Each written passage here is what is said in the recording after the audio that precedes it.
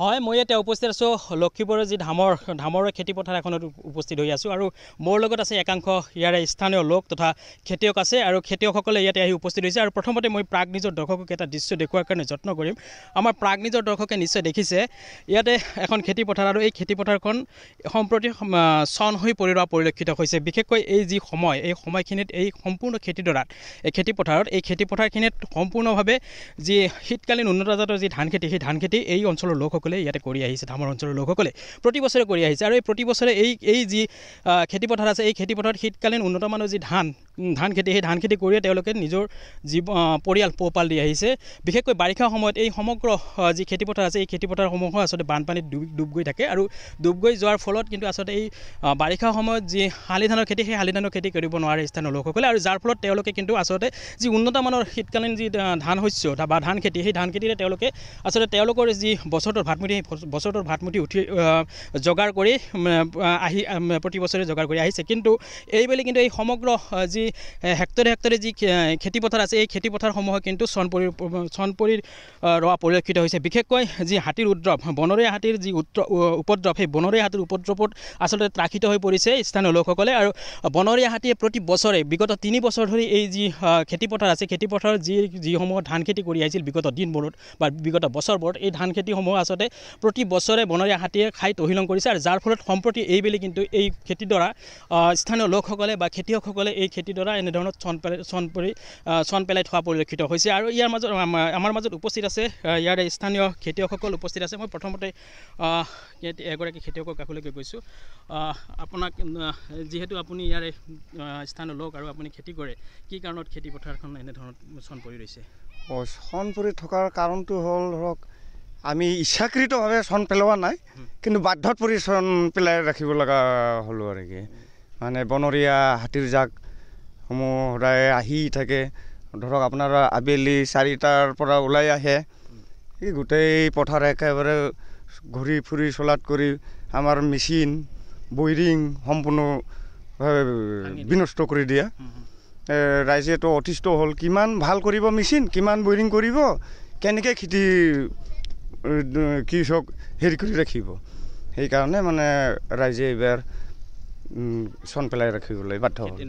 হয়, আকৌ এগৰাকী আছে, আপোনাৰ কাষলৈ আহিছে। আপুনি যদি বেয়া নাপায় অকণমান ইফালে আহিব, আঁতৰি দিব।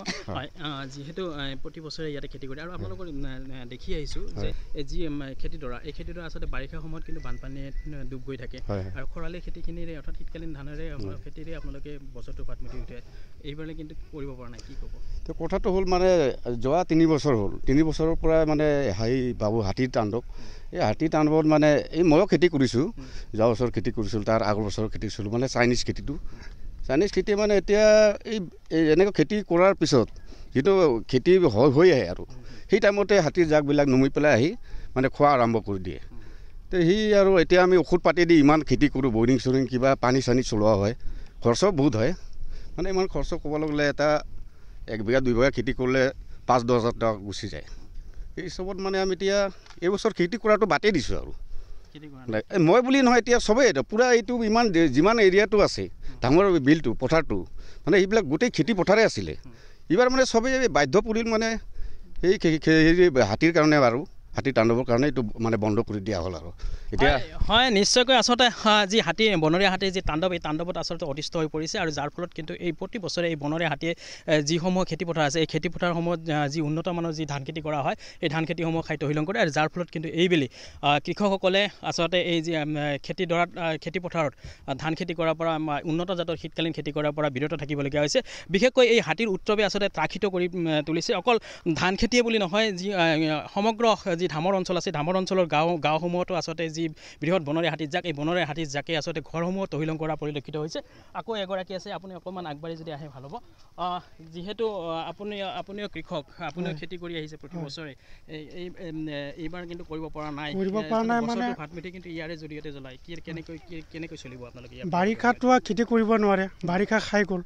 আকৌ খৰালি মাহত আহে, এতিয়া হাতী জাকে আহি যায়, পিছে সেইটো হাতী জাকে মানে পূৰা খাই বৈ গোটেই মানে শেষ কৰি দিয়ে। যিমানখিনি আমি খেতি কৰোঁ, এইখিনিতো পইচা দি খেতি কৰোঁ, ঘৰৰ পৰা উল্টা পইচা যায় আৰু এইখিনি ক'ব বিচাৰিছোঁ যে চৰকাৰে অকণমান যদি আমাক সহায় যোগিতা কৰে আৰু সেইটোৱে মই ক'ব বিচাৰিছোঁ।